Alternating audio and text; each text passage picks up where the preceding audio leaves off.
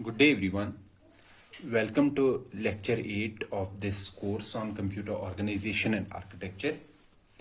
And in this particular lecture, we will be discussing about the arithmetic operations on binary numbers.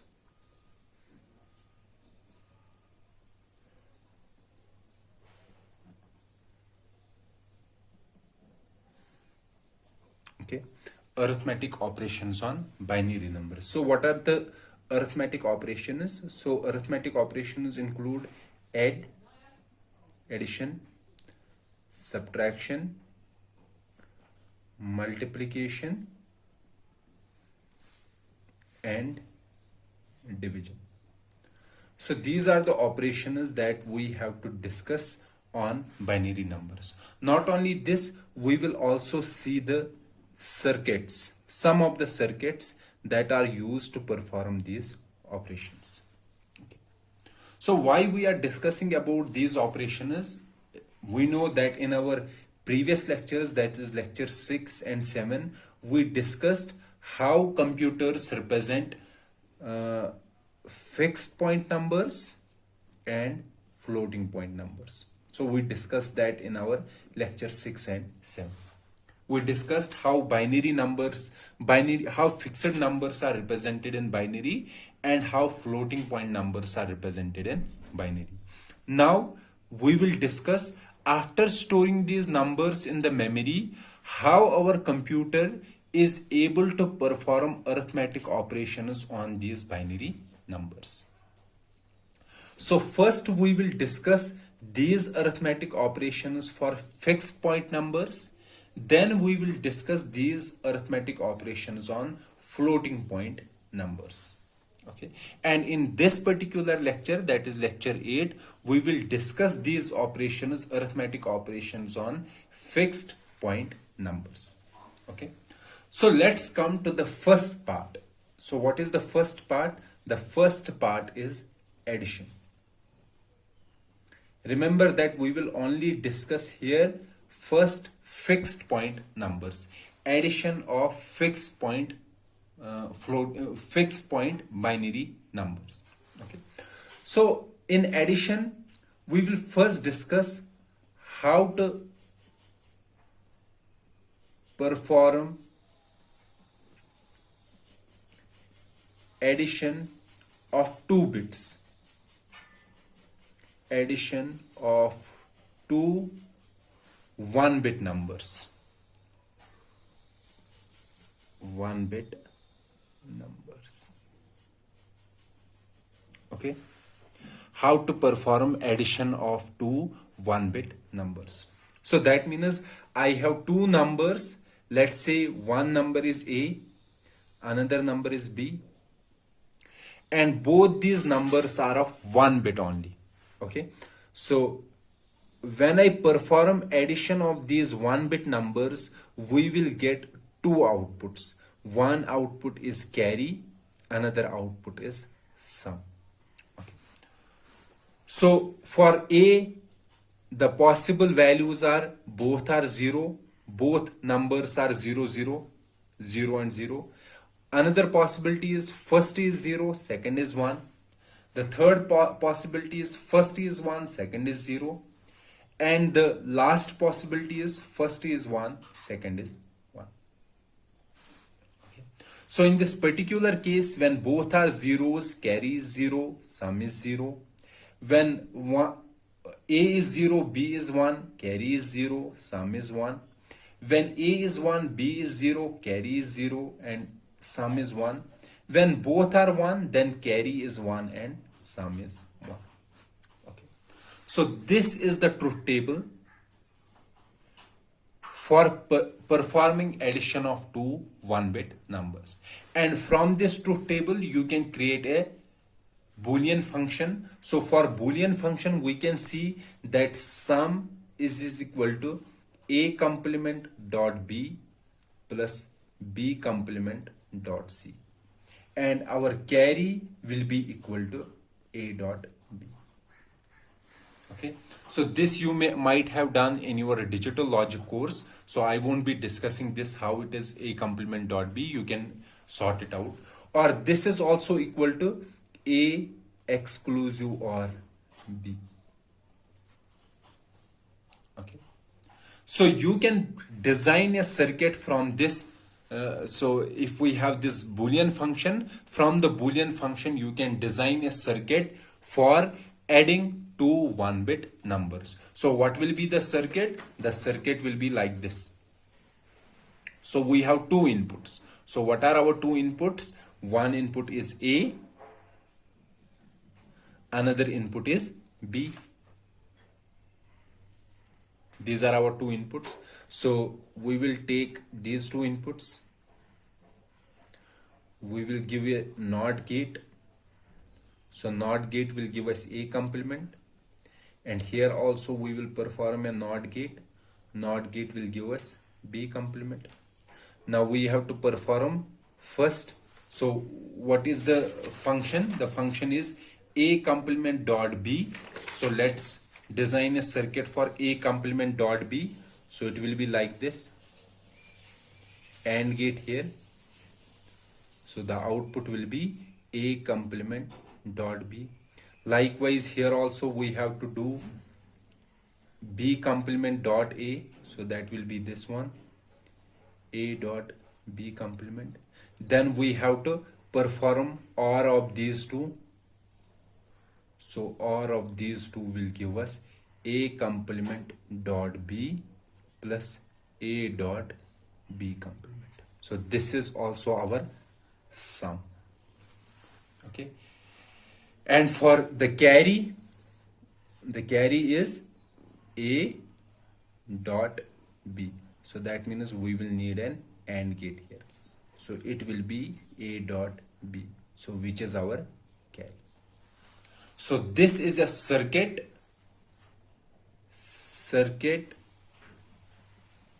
for adding two 1-bit numbers. Okay. And you can see that in this circuit, so this particular circuit, I can say that this particular circuit takes two inputs. So both these inputs are of how many bits? 1 bits. And it will give us two outputs. One is sum, another is carry. So it is taking 2 bits as input and it is giving 2 bits as output. 1 bit is sum, another bit is carry. And inside this circuit is this whole logic, the logic that we have created here. Okay. So this particular circuit that we have designed here, that takes two 1-bit numbers as input and gives us two outputs. This circuit is also called half adder. Okay. So this completes our discussion how we can perform addition of two 1-bit numbers. Now let's see how to perform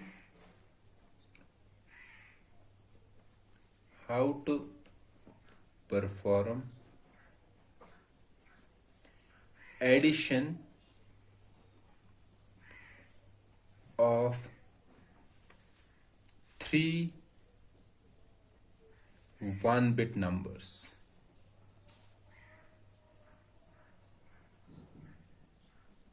How to perform addition of three 1-bit numbers. So here we have three 1-bit numbers. One is A, another is B, and another is C.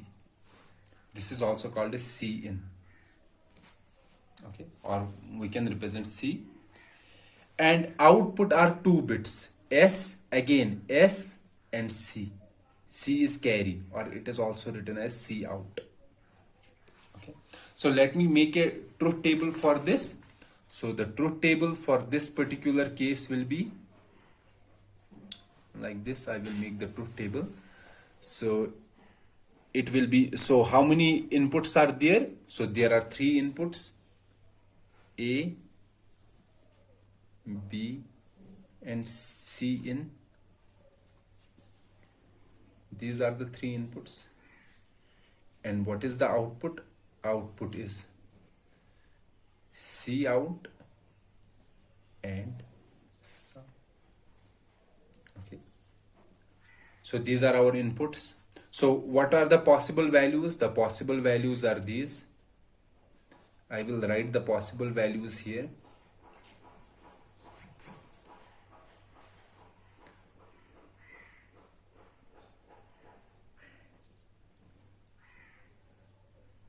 So these are the possible values for the inputs. So following 8 combinations are there. Now the C out is like this. So it is 0, 0, 0, 1, 0, 1, 1, and 1.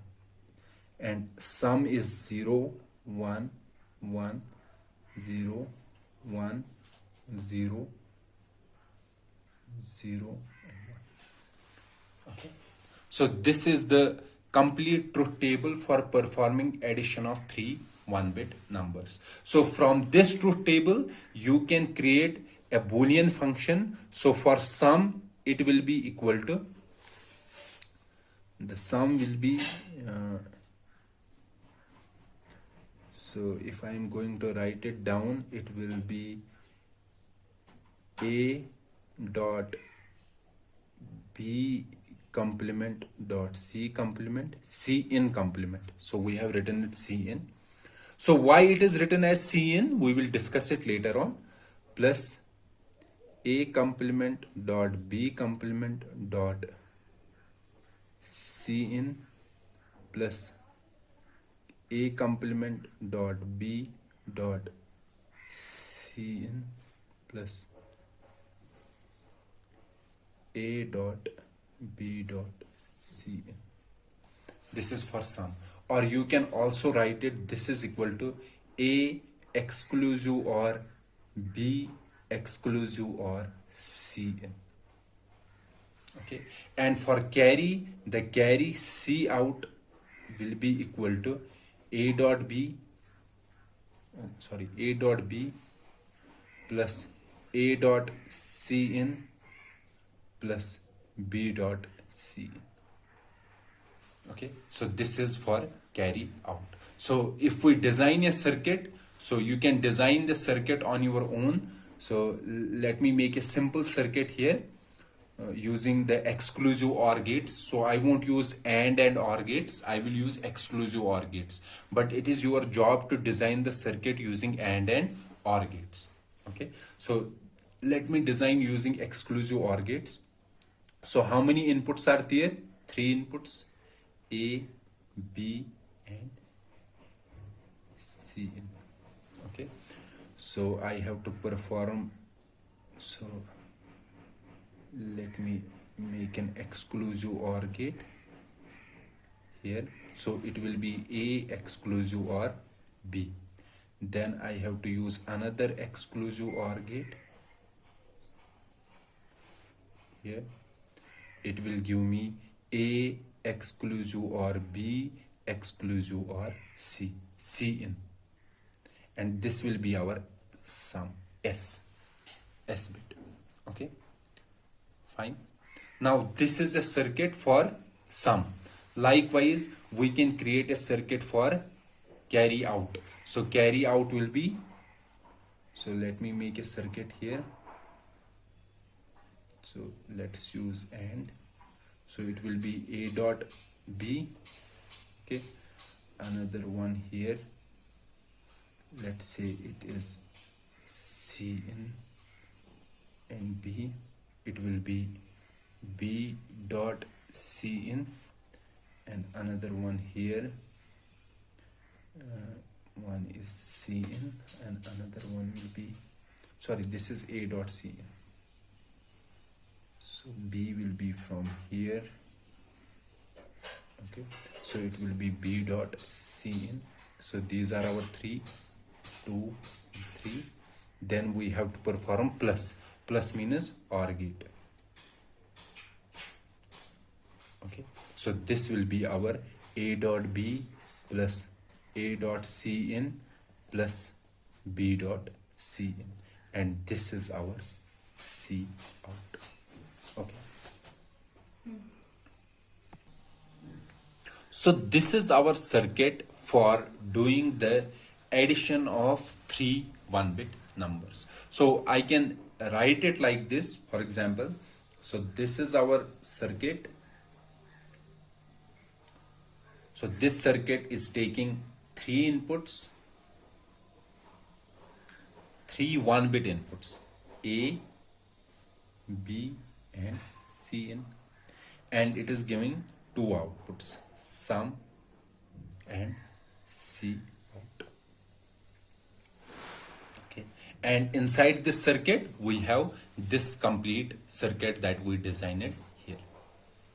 Okay, so this particular circuit that is doing addition of three 1-bit numbers is called a full adder. Okay, fine. So up till now we discussed how we can add two 1-bit numbers and how we can add three 1-bit numbers. Now let's see how we can perform addition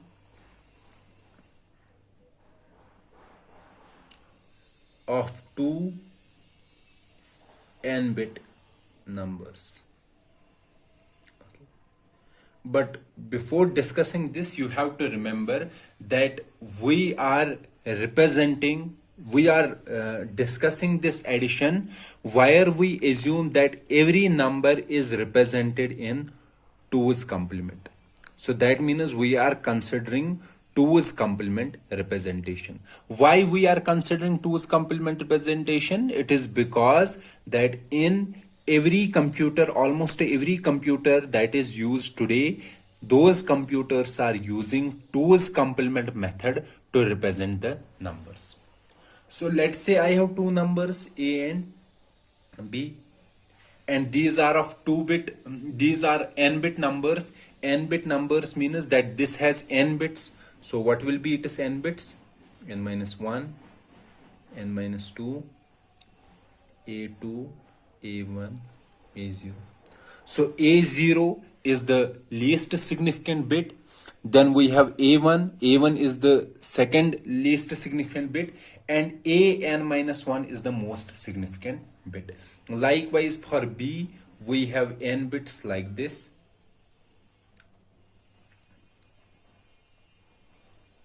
So these are the two n-bit numbers. For example, let me give an example. Let's say I have two numbers, two 4-bit numbers. So this is like this, and another one is, okay.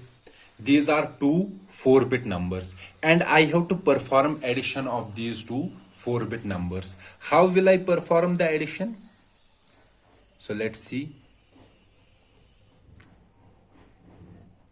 What I am going to do, I will perform addition from this particular bit.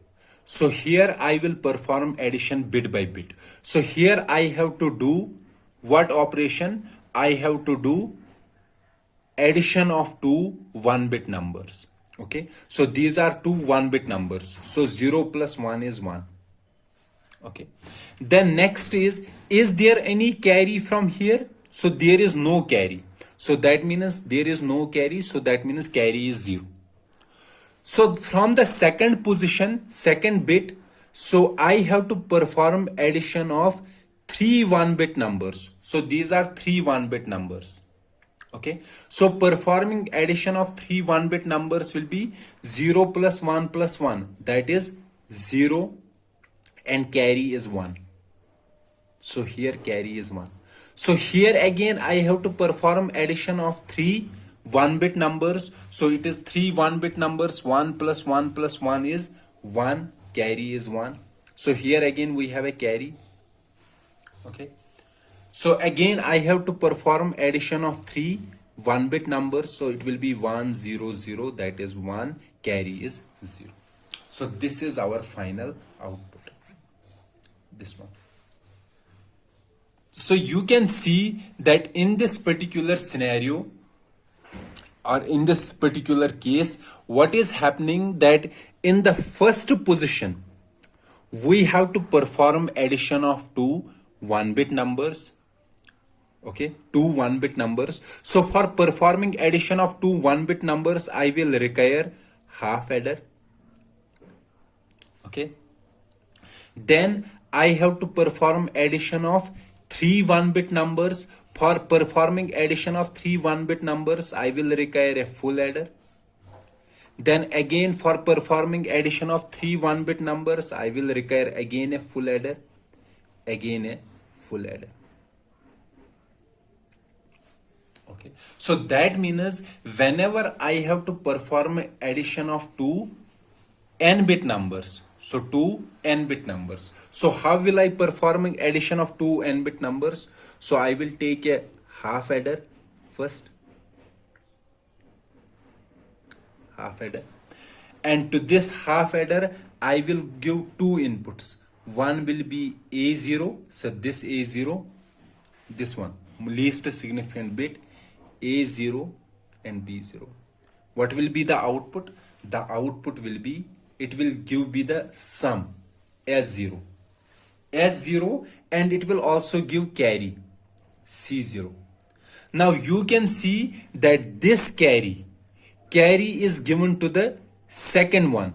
So second means that here I will require a full adder. So we will require a full adder. Full adder. So you can see here that this full adder is doing addition of these two bits. That means A1, B1, and also the carry that it receives from the previous end. So that means it will do addition of C0, A1 and B1.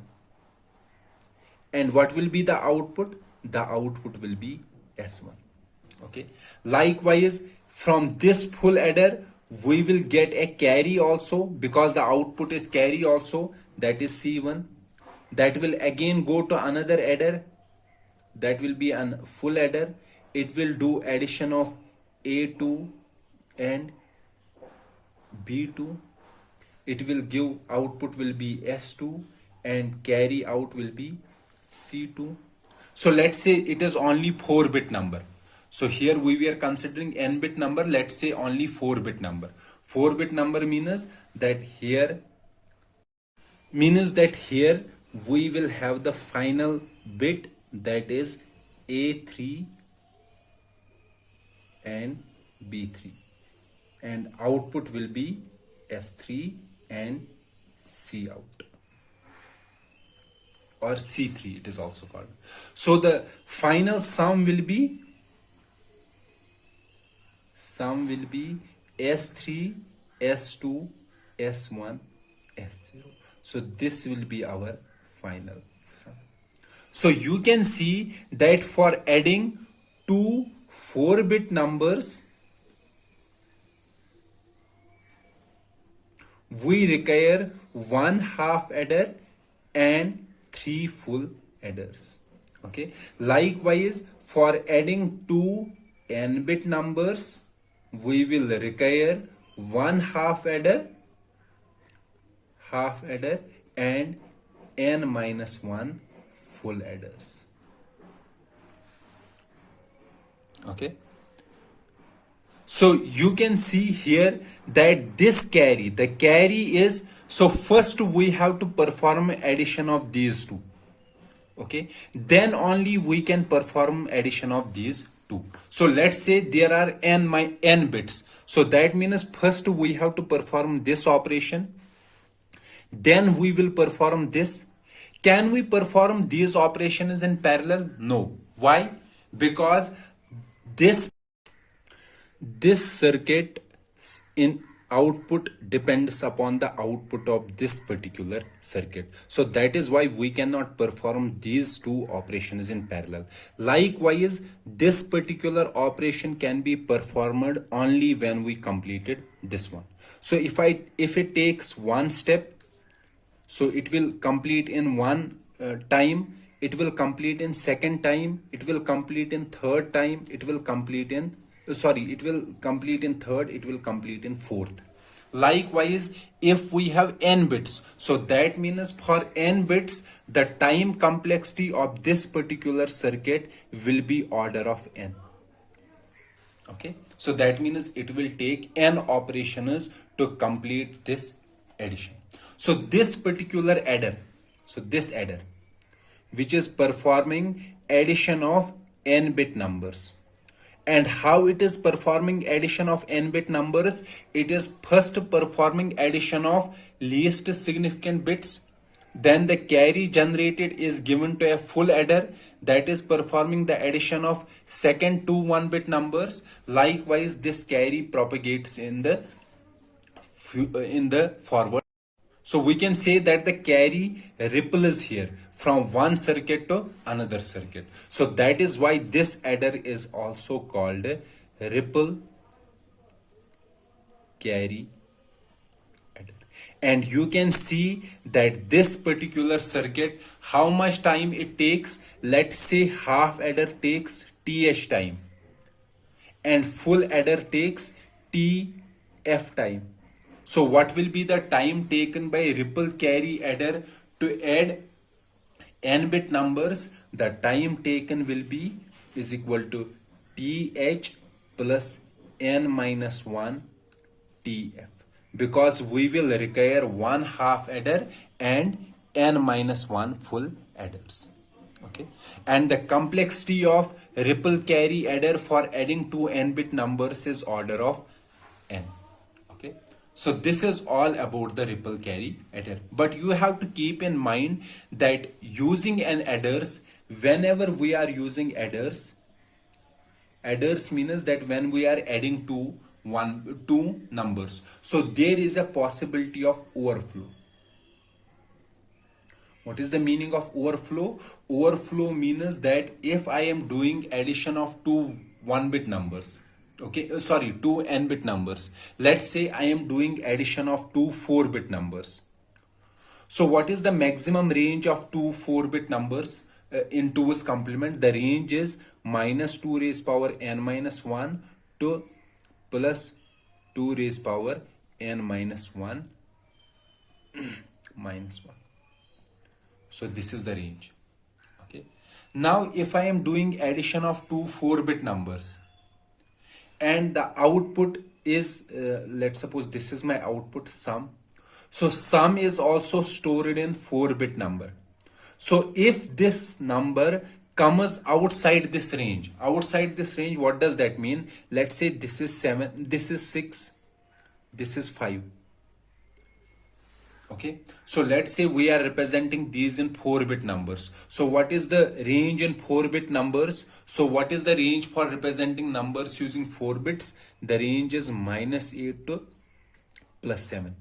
So if there is some number outside this plus 7, we cannot represent that using 4 bits. Likewise, if there is some number below minus 8, we cannot represent that number using 4 bits. Now if I am doing addition of these two bits, these twos, 6 plus 5. So 6 plus 5 will be 11. Can I represent this sum using 4 bits? No. Why? Because the maximum number that can be representing using 4 bits is plus 7. And plus 11 is outside this range. So this is called overflow. Likewise, if the result is below this particular minus 8, let's suppose it is minus 9 or minus 10, sum is minus 9 or minus 10, that will also result in overflow, but in that particular case it is called underflow.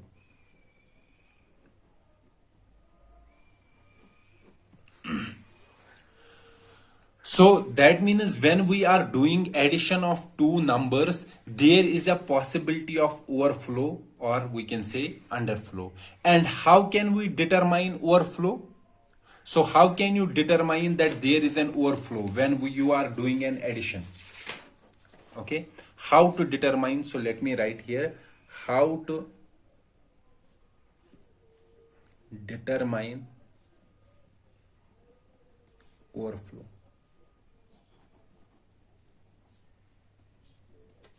So how can we determine overflow? So to determine overflow in case of addition, when you are performing an addition, what you have to do is, let's say I have two inputs A and B, okay, and I have an output sum. Now if I am getting a sum and I have to see if there is an overflow, because if there is an overflow, that sum won't be a correct sum, that will be an incorrect sum. So how can we determine an overflow? We can determine an overflow if the sign of these two A and B. So you have to remember that addition, overflow in addition will be only when both A and B have same sign. When both A and B have same sign, then only there will be an overflow. Why? So that is your, we can say, the assignment. Why there is an overflow only when both A and B have same sign. You can answer in the comment section why that is the case. So if they have opposite sign, A and B have opposite sign, and we are performing an addition, then there won't be any overflow. Okay. And for the answer, you have to write in the comments why this is the case. Now, if they both have the same sign, for example, they both have positive sign. Okay. And I am performing an addition. Okay. And after performing an addition, if this particular sum has an opposite sign means that if these two have a plus sign and the final result that we are getting that has minus sign, so that is not possible. Okay, in reality it is not possible. So when both have same sign, result should also have the same sign. But if we are getting an opposite sign, that means it has resulted in overflow. That is the only reason we are getting an opposite sign in the final result. Likewise, if both are negative, what should be the output? The output should also be negative, because adding two negative numbers results in a negative number. But if we are getting a result as a positive number, that also means overflow. Okay. So how you can determine overflow in case of addition? You can simply determine if both have the same sign and the sum has the opposite sign, then it is an overflow. Okay. However, if both have the same sign and result also has the same sign, then there is no overflow. But you have to answer this: why can't we have the overflow when the operands or when these two numbers have opposite signs? Okay. So this is all about the ripple carry adder and its time complexity and how we can determine an overflow in this particular case. Okay. Now let's say I have to perform subtraction of two numbers. So let's say I have to perform A minus B. How we can performing a subtraction? How we can perform a subtraction? So we can perform a subtraction using an adder. And how we can perform it?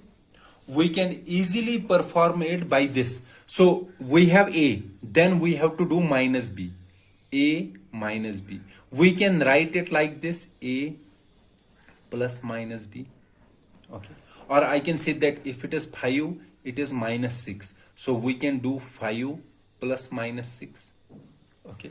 So we know the representation of 5 in binary in 2's complement. We know the representation of minus 6 in binary in 2's complement. Then we have to perform addition of these two.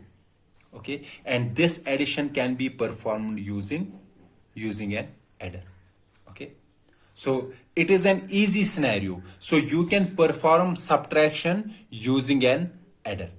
However, in case of subtraction, there may result in underflow. In case of subtraction.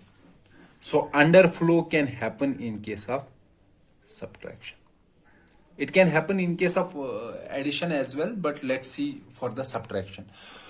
So as I said that there will be an overflow in case of addition, and it is only when both A and B have same sign.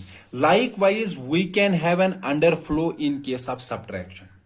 It is your job to determine when there will be an overflow. Like I have discussed it here. So overflow when both operands have the same sign but the this result have the opposite sign. You have to determine how we can determine underflow in case of subtraction, like this one, like we have discussed the overflow. So this is as a kind of assignment to all of. So give some thought to this, how we can determine underflow in case of subtraction. So whether you have to perform an addition or subtraction, you can do it using an adder. Okay, so let's suppose this is an adder.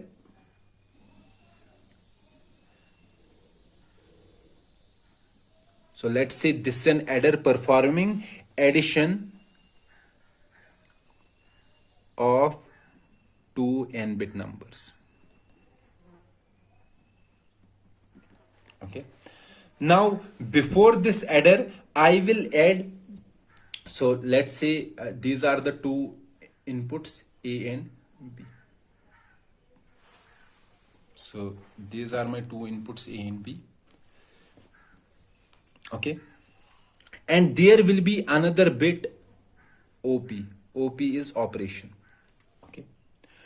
So I will have another circuit here, this circuit.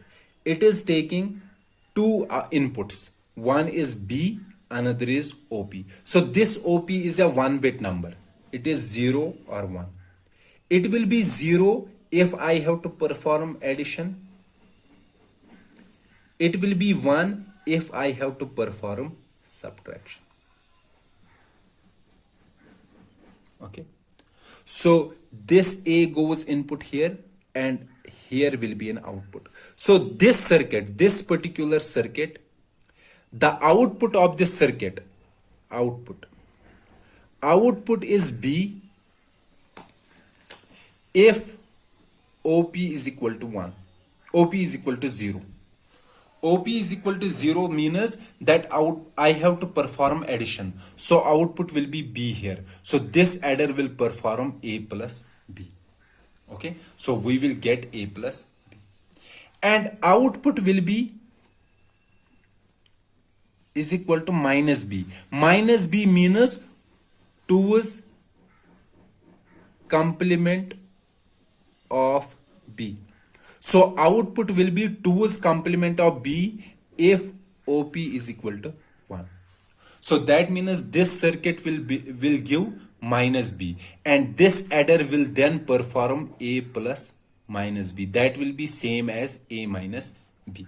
So this circuit will give us A plus B if OP is equal to 0, and this will give A minus B if OP is equal to 1. So that means we can use a same circuit for performing addition and subtraction. Only job that we have to do, we have to add a small circuit here, and the job of this circuit is to do this. And your assignment is to design this circuit. This particular circuit. Okay. So up till now you can see that we have completed how we can perform addition of two n-bit numbers, and we also completed subtraction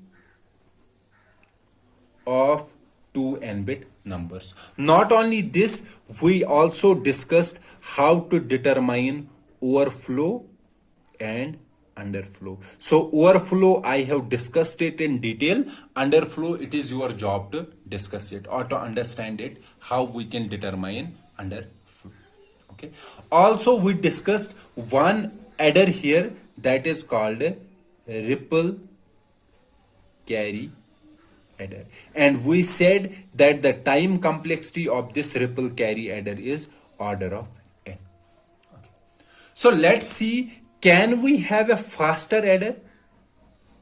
Can we design a faster adder?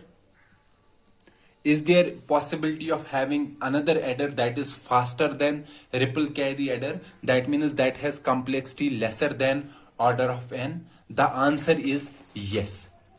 There are adders that are faster than ripple carry adders. So one adder is called, so let me write it here.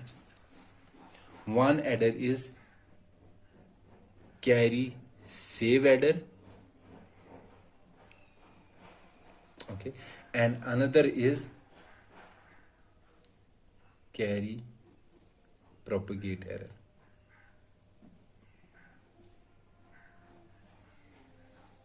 Or carry look ahead adder, not propagate, carry look ahead adder.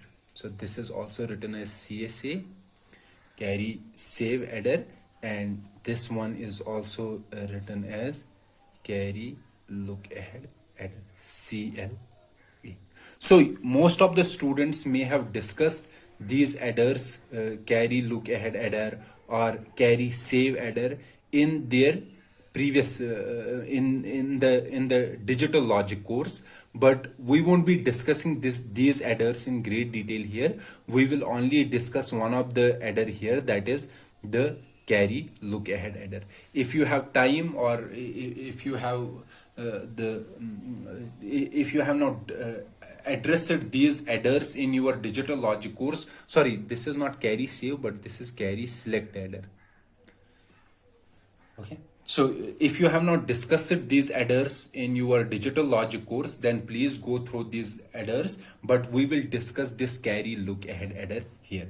But I want to write it here that the time complexity of this particular adder is order of under root n, and the time complexity of carry look ahead adder is, this is basically a constant time. If we have a fan out infinite, or not only if we have a large fan out, but usually it is written order of log n if we're using two fan out circuits. We won't discuss these complexities here, because these are not the contents of this particular course. They are basically discussed in the digital logic course. So these are the faster adders that can be used to perform the addition, and this carry look ahead adder is the most popular, or we can say the faster adder that can perform the addition of two n-bit numbers. Okay, so we will discuss this carry look ahead adder in detail, and you can see that how this adder is used to save lot of our time. So in carry look ahead adder, you can see that in ripple carry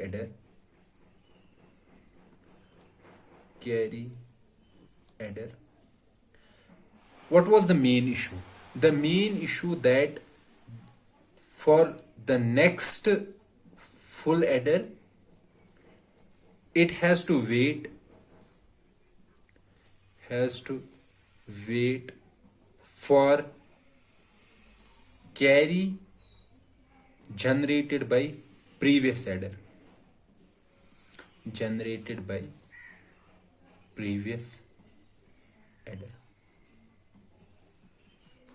Okay, so that means this carry is the main issue. Carry generation is the main issue.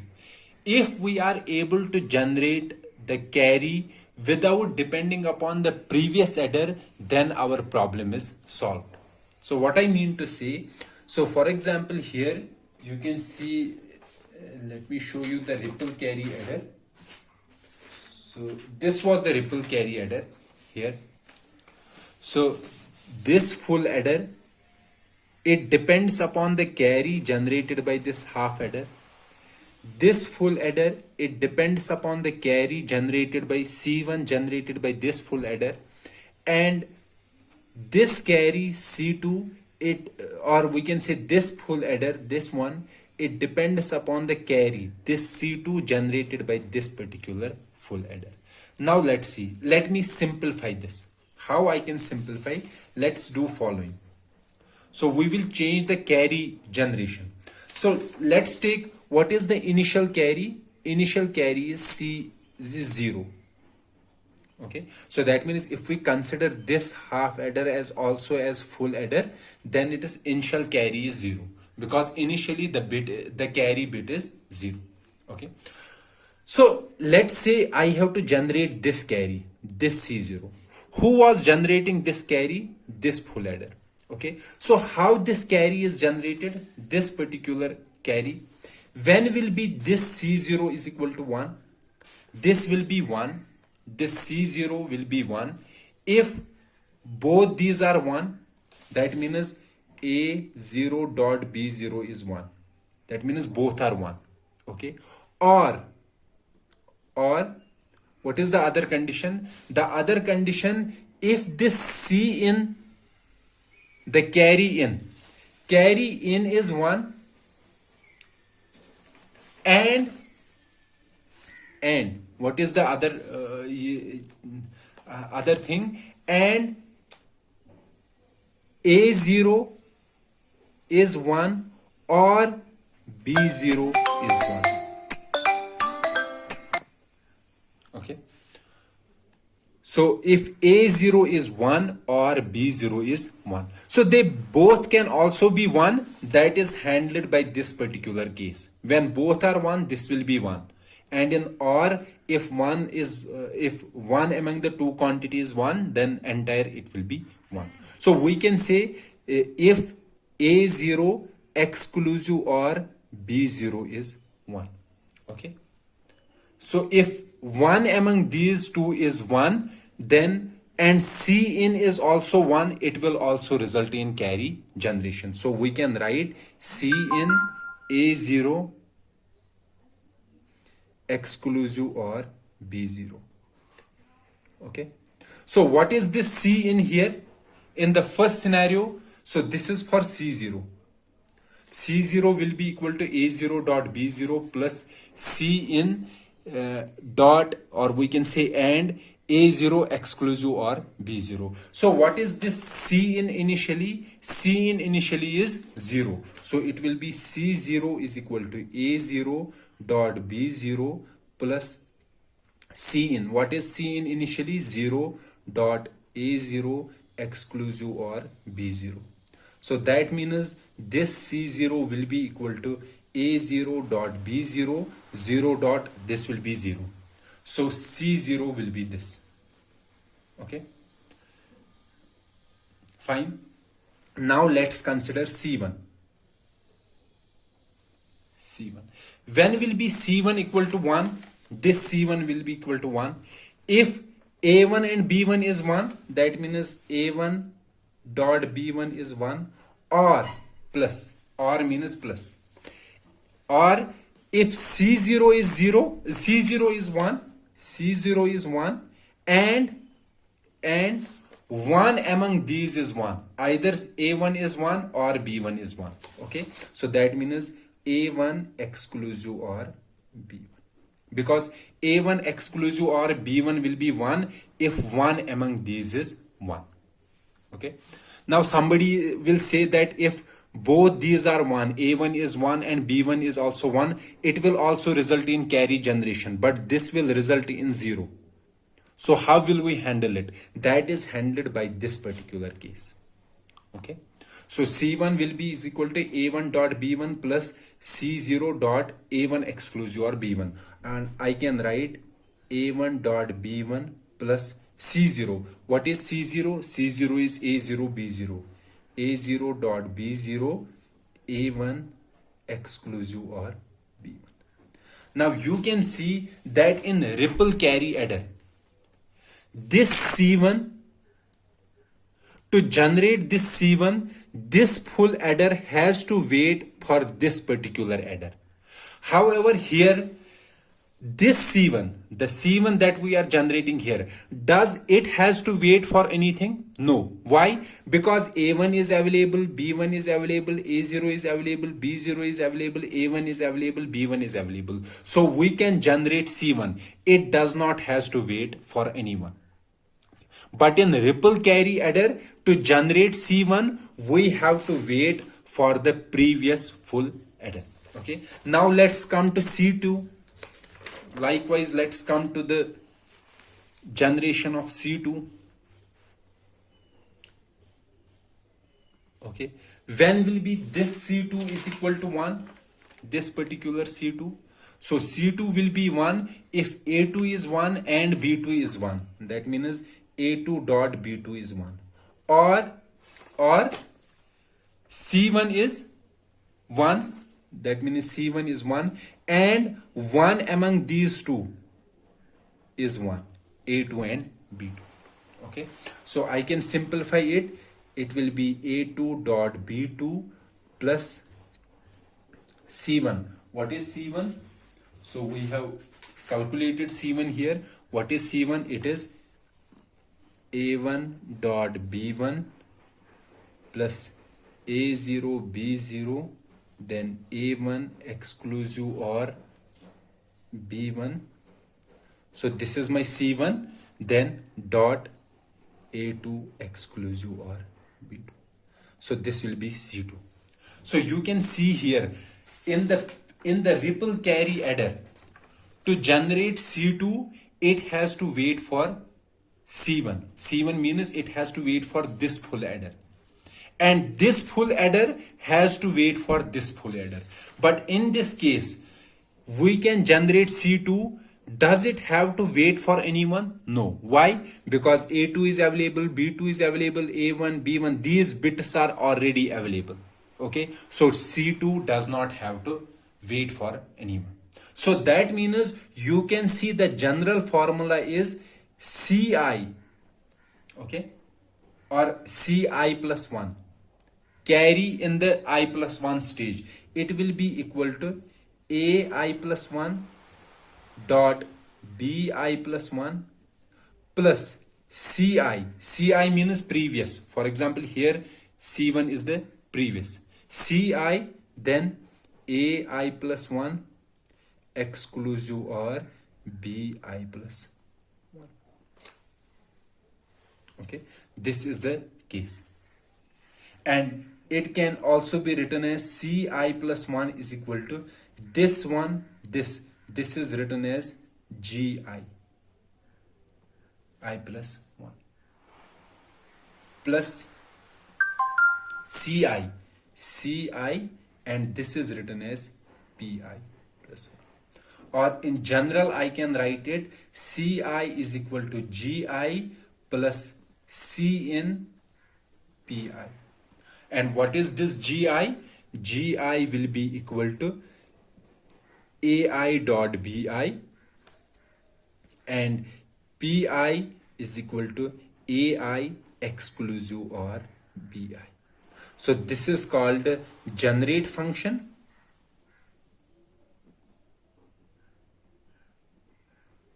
Generate means that it will generate the carry if this is true. And this is called a propagate function. Propagate means that it will propagate the previous carrier, or we can say previous carry to the next operation. So this is the previous carry. Okay. So you can see that for generating any Ci, okay, for generating any carry, it does not have to depend upon the previous carry. Now somebody will say that since in this equation previous carry is here we have the previous carry. Okay, but this previous carry can be written in terms of AI and BI. For example, here this was the previous carry, and you can see that this previous carry can be written in terms of A1, B1, A0, B0. So that means in this particular adder, okay, in this particular adder, we can generate all carries at same point. Okay, so all carries can be generated at same point, at same time. We don't have to wait for anyone. So let's say I have a 4-bit error. I have to add four bits, 2-bit numbers. Okay, so this will be A0 B0, A1 B1, okay, A2 B2, and A3 B3. So these are my full adders. Let's say all are full adders. Okay, so this initially will get C, what was it, C in, and C in will be 0. Initially it will be 0 because the first one, for the first bit, C in is 0, and this full adder will get C0, and C0 will be equal to, so we have find it out what is C0. So you can see here C0 is equal to A0 dot B0. So A0 dot B0. Okay, so this carry does not have to wait for this one. Likewise, we can generate C1 and we can generate C2. Okay, so this circuit will give us S0, this will give S1, this will give S2, this will give S3, and all these operations, this one, this one, this one, and this one, they can be done in parallel. So only thing that we have to do is to generate these carries, C0, C1, C2. Okay, and C0 can be generated as I have shown it here. C0 can be generated as A0 dot B0. So for example, I can write it. So here how many carries I have to generate? 3 carries, C0, C1, C2, and the final one. The final one was C3.